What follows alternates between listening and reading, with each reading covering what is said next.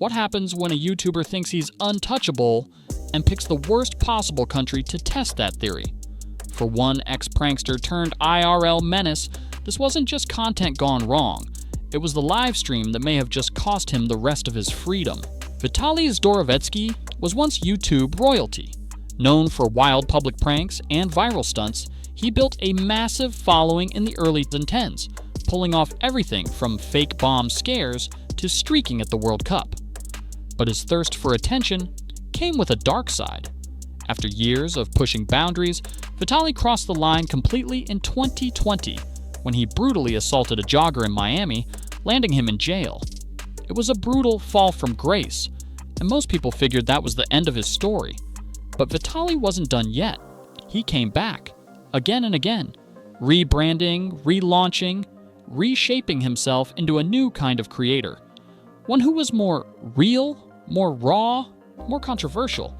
But this time, he wasn't pulling pranks. He was just being toxic. His latest reinvention, becoming a knockoff Johnny Somali, another notorious streamer known for harassing locals in Asian countries for views. Vitaly wanted attention again, and he got it, but not the kind he hoped for. In April 2025, Vitaly took his antics to the Philippines, a country known for its hospitality, but also for its strict laws and deeply rooted respect culture. Not exactly the ideal place for someone looking to stir chaos, but that didn't stop him. He began live streaming himself walking the streets of Bonifacio Global City, one of the country's most upscale and secure districts. What started as content quickly spiraled into open harassment. Vitaly was seen mocking security guards, attempting to kiss and grope strangers, grabbing a security officer's hat, trying to snatch a service firearm, and even threatening to rob an elderly woman, all while filming the chaos in real time. And if that wasn't enough, he went on to steal a motorcycle and an industrial fan. Like, seriously, on camera, this wasn't entertainment, it was real-life crime, broadcast for the world to see. What Vitaly didn't realize, or maybe just didn't care about, is that the Philippines isn't the kind of place where you can run wild and expect to be slapped on the wrist. The local government responded immediately. Authorities weren't just mad, they were embarrassed, enraged, and determined to make an example. The charges? Staggering. He's now facing multiple criminal complaints, including unjust vexation, annoying or distressing others through public misconduct, alarm and scandal, disturbing the public peace, attempted theft for trying to snatch a guard's firearm, multiple counts of theft for stealing both the motorcycle and the industrial fan, threats, including reportedly trying to rob a senior woman.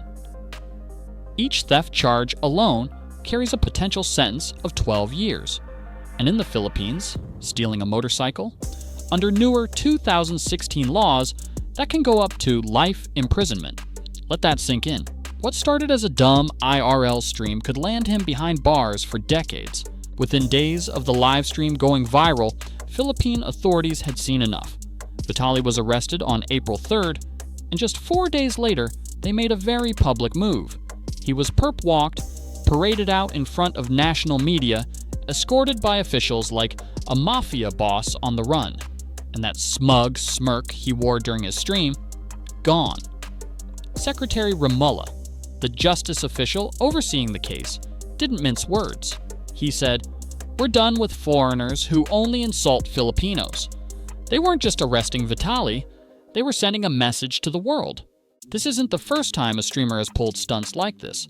Johnny Somali made headlines in Japan for harassing people in public and dodging deportation. But unlike Japan, the Philippines moved fast and hard. Within days, Vitaly was detained. And now, instead of going home, he's stuck in an immigration detention center awaiting formal trial. No special treatment, no shortcuts. The message? Crystal clear. Respect the country or face the consequences. Meanwhile, authorities are also hunting down his cameraman, who could be charged as an accessory for enabling the chaos, because in this case, filming was the crime. Here's the part that's honestly kind of wild. A commentary YouTuber named Atozy, known for covering drama and influencer meltdowns, made a video about Vitaly's livestream.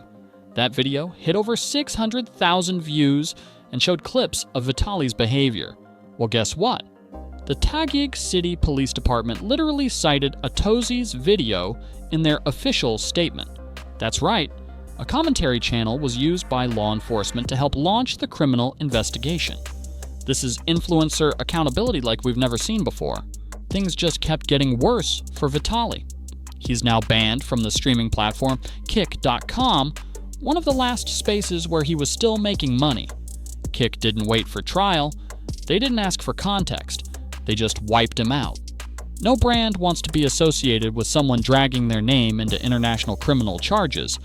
And during a press conference, where Vitaly should have been pleading his case, or at least keeping his mouth shut, he kept making jokes and rude gestures. A government official had to publicly scold him. Please respect the secretary while he's speaking. It's like the dude doesn't get it. He's in another country. His freedom is on the line, and he's treating it like a bit. This wasn't just some scandal. This was self-destruction in 4K. Vitaly built a career on pushing limits, but now he pushed too far, and the world's watching him crash. Even if he doesn't get the full 24 years, there's no chance he's just hopping on a flight and walking away.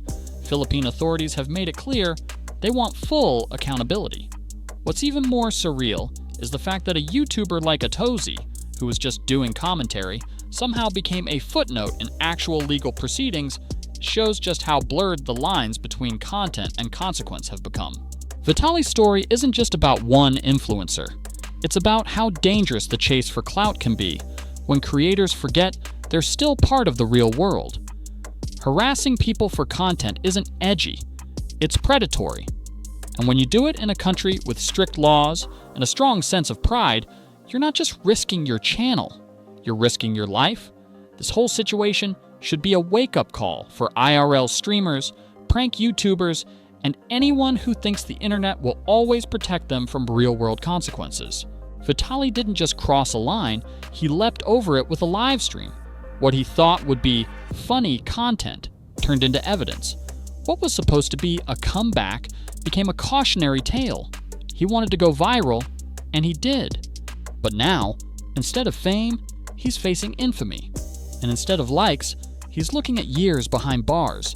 Ultimately, his story offers a stark reminder. The internet may forget scandals quickly, but the law doesn't. Once you cross certain boundaries, especially abroad, the consequences can be both severe and shockingly fast. If you thought this story was wild, just wait until you hear about another influencer who got banned from an entire continent. That's coming up next, so stick around if you want the full scoop on the wildest tales of digital downfall.